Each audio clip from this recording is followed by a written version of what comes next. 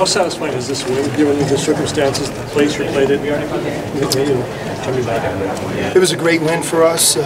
Arizona State has a really good team, and the environment was equally special tonight. And I think road games and conference play, especially when you're playing for a lot like both teams are, I think you can really grow. And our team took a step forward tonight. It was hard fought. It wasn't always pretty, but we played through some rough patches. And I thought DeAndre was certainly a player I haven't seen play a whole lot in my lifetime. And he was a dominant player. And really, a lot of our other guys played well, but he was the difference. What do you say to your guys when you're in the midst of like a 31-6 run like they had tonight? It was a game of runs. ASU went on a couple really good runs of their own. I thought the last 8 minutes of the first half, without Parker, they forced 20 turnovers. Some of it was maybe us, but some of it, I thought they did a really good job trapping, playing hard.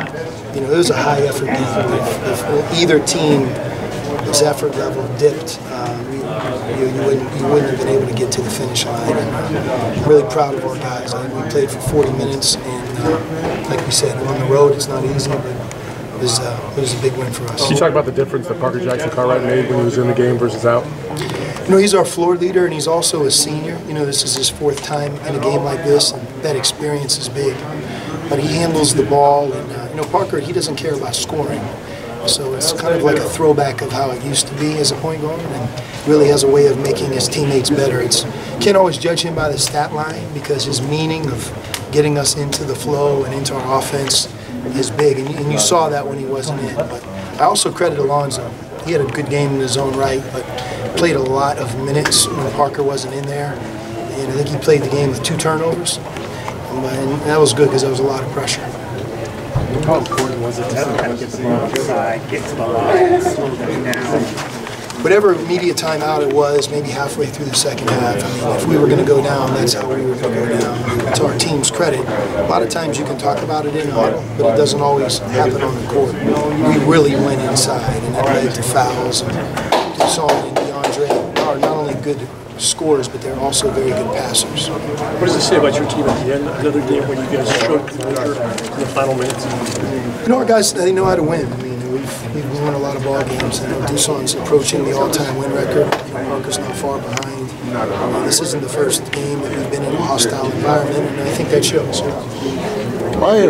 guys have maybe turned a corner when you get down or when you need to make a run towards the end of the game? I think so. We've been in a lot of hard games this year, but we've also finished quite a few of them. We really have. The teams that beat us, and I don't know if anybody's going to go 40-0 or whatever, but we're 21-6, and right now we have 4 games left. We're at the Oregons this week, and then we finish with the Bay at home. And that's really our focus. This was a big road win for us, but now it's on to the next one, and I think that's why winning a regular season conference championship is so special, because it's hard fought. It's not something you do on a weekend. You do it over an 18-game schedule. And winning on the road, winning at home, bouncing back after a tough home loss like we had against UCLA, that's all part of it. That's what we're playing for right now. You've been here, 8-9 times at ASU. Is this the best home atmosphere you've seen from them in your entire? It was. Bobby deserves a lot of credit, him and his staff, building their team, building their program. I think it's a really good thing for the Pac-12. It's certainly great for ASU. This is what college basketball should feel like. It was a tremendous atmosphere. Like you said, you guys have been in before, but you did have 20 turnovers. Do you feel like the atmosphere maybe contributed at all to this as far as? No, I thought their pressure did. They played really hard. They trapped a lot, played full court. Looking at all the turnovers, I'm sure a few of them we can learn from, and maybe they were careless or costly, but for the most part, their defense created turnovers, and then when we didn't turn it over, we were very efficient. Is there something you could point to as to maybe why you guys are defending better the last 2 games? You hope it clicks at some point, but one of the things that we've tried to do with DeAndre is simplify things for not only him but our team. If you think about guarding a team like ASU, you have to guard Cody Justice, and you have to guard the players that play the 4 position. They're a perimeter player.